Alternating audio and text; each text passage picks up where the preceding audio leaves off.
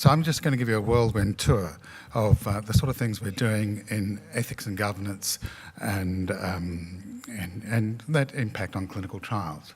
So it's why the value statement for clinical trials is a given, and I don't want to go through that. Some of the objectives of what we're doing, why collaborative approaches are important, and what are the sort of things that you may need to do to really improve your position. So if you ask commercial entities what it is that you need to do, you need to, in fact, when you're looking at clinical trials and the way you do the research governance and ethics, the approval process, they're looking at you need to be faster, better, cheaper, more reliable, consistent, and have high quality. And they are the challenges that we have. Speed of study up time, referring to ethics and governance approval. The commercial, big global companies don't see the jurisdictions, New South Wales or Victoria, they see Australia. And the challenge there for us as a state and yourselves as an LHD is often you get targeted with the poor performance of others. So we have to lift everything up to really make our commercial players, because they have to compete globally with their, with America, Europe and so forth, to get the studies coming through. So it's important to work with your colleagues to improve the whole approval process. Cost is important. When I met with Medicines Australia a few years ago, they said one of the most telling things in really driving whether they get a clinical trial in Australia vis-a-vis Southeast Asia is the cost per patient recruited. And that becomes a challenge when 50% of some of our trials often recruit nobody. And it's a very expensive exercise. Participant recruitment is an important thing. But the thing that's really, speed, cost and participant recruitment are always a challenge, and it's always said to us that not only from New South Wales, but Victoria as well, is that we don't perform well compared to others. And now the biggest players are on our doorsteps. South Korea, previously a small player in clinical trials, is a huge player. And we used to trump ourselves that we had quality research and the rest could be managed. Now you speak to people that do clinical trials globally, South Korea competes with us on quality. So the challenge is a big one for us. And because in the past you could say, well, you could wear the cost because we give quality clinical trials. That's becoming less so. Even China is becoming far more competitive in this space.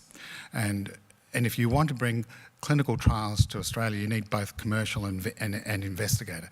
And the investigators who are involved in clinical trials often do both. And it's fair to say that the commercial trials often subsidise their investigator-led clinical trials. So we do need them, not only from the patient's perspective, driving economy, but for our clinical trialists needs those funds. That's really important. So what are the what are the objectives? So we do need to be faster, we do need to reduce the costs, and we need to increase our recruitment.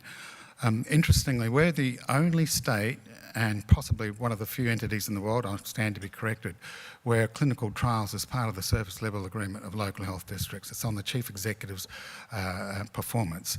And we most recently gave the data performance on site-specific approval, ethics approval across the state to all the LHDs, and the response has been fantastic. And I must say, the best response was from your chief executive, who moved quickly. And so data really makes change. So whatever changes that we need, and I'll go through some of the initiatives that we're driving. So speed is important, but not speed but it has to be quality.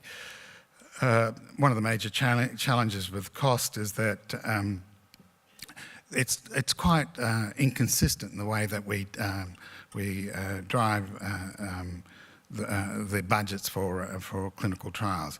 And so the most important thing that commercial sponsors want is a reliable and consistent budgeting process that is totally transparent. And so there has been a list of costs that developed by IPA which I can say that there is an initiative looking at a costing template, which I'll say a little bit more, and your Marella has played a huge part in putting together a costing template for the state, and we'll talk a little bit more about that.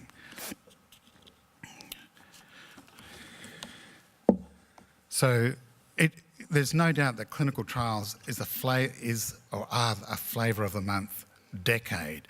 You know, MRFF focuses on clinical trial, the Department of Health focuses on clinical trial, the Prime Minister focuses, everybody. So it's important to play in this space.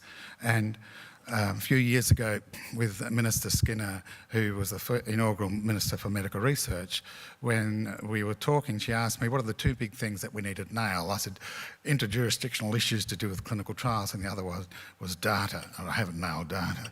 But I think it's that's nirvana, but we'll talk about that another time. But so we put together a clinical trials jurisdictional working group, which reported to the Council of Australian Government about 3 or 4 years ago, and our state and all the other jurisdictions have come together to look at how we can improve the whole area of clinical trials and reduce the impediments to doing multi-site clinical trials across Australia, which is really important.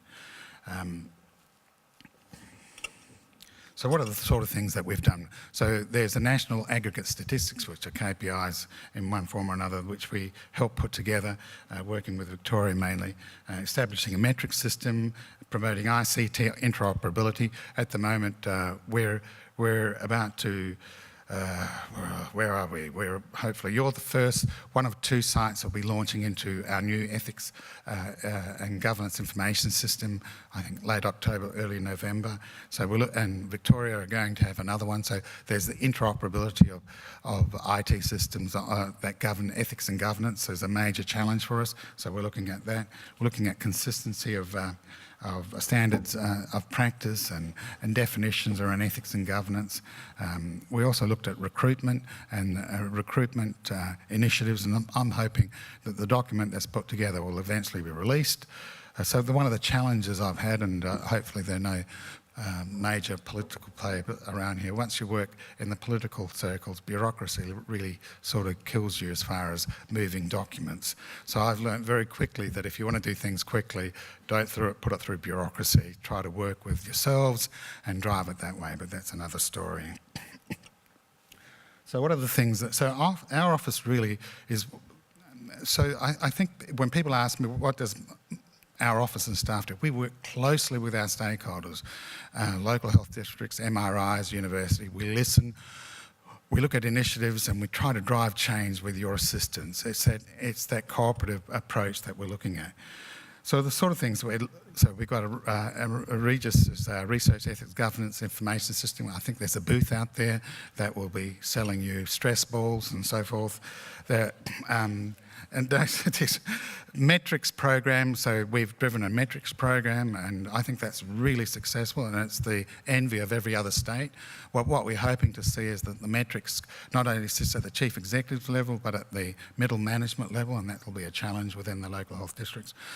We certainly are looking at a simplified site-specific approval process. We're going to implement shortly the early phase clinical trial framework. I'll say a little bit more about that. And the other thing is that we're driving with the Commonwealth clinical trial support services or units. But dare I say, probably the most important thing is where the rubber hits the road, and that's yourselves. And creativity and innovation really begins with yourselves. We can only incentivise and provide you the funds and areas that we think would probably benefit from funding, but most of the ideas come from yourselves. Clinical trial refer came in your own backyard, which is a wonderful product.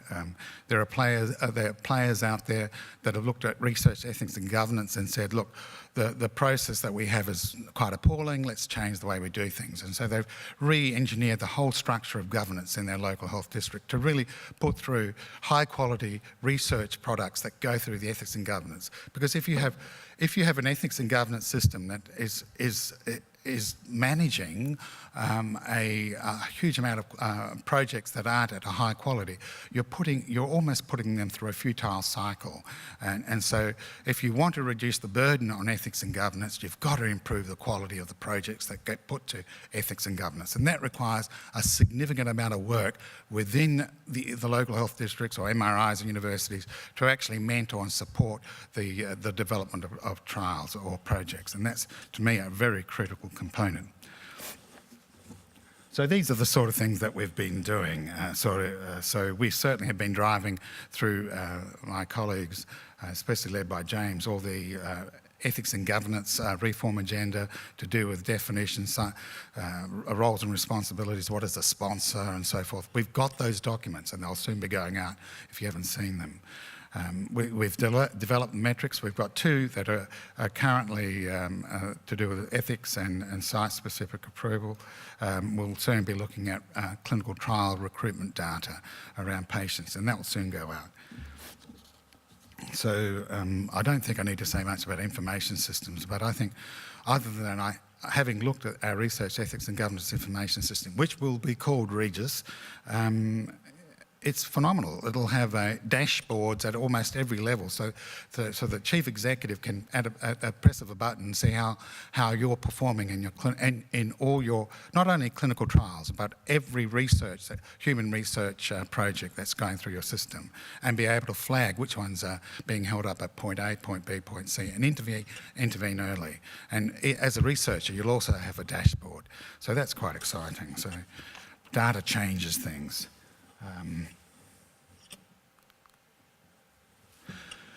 I mentioned the costing tool. That will soon come out, and we'll have a project. So one of the things that that's self-explanatory. I'll just move to the next one. These are some of the things that are out there. Certainly, ClinTrial Refer is your little product. It's getting bigger by the day. Where's Judith? I think Judith's around somewhere. I heard your voice. Clinical trial support units. So one of the things that we've learnt from our colleagues interstate and best practice around the world is that there are certain elements that are required to drive clinical trials. The administrative, professional approach to driving disciplined clinical trial management.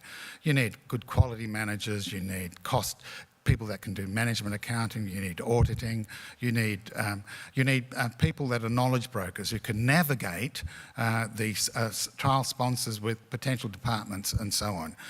We worked with our partners in Melbourne Health, and they turned around quite rapidly all the things they did in regards to really nailing those sort of functions.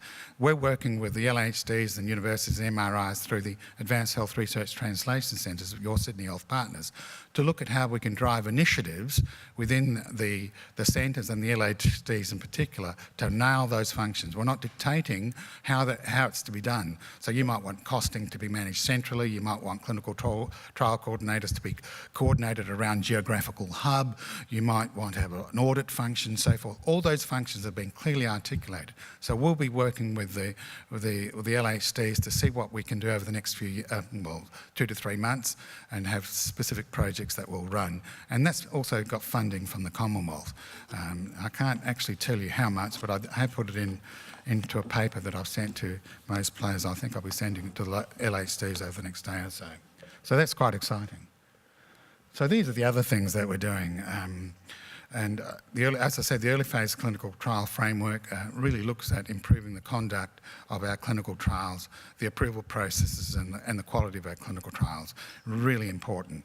And that will be hopefully implemented in the next few months.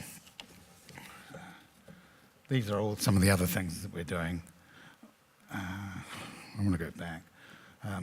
Look, if there's something that I need to say, collaboration is so critical. John mentioned it, I think. Jeff mentioned it, and others.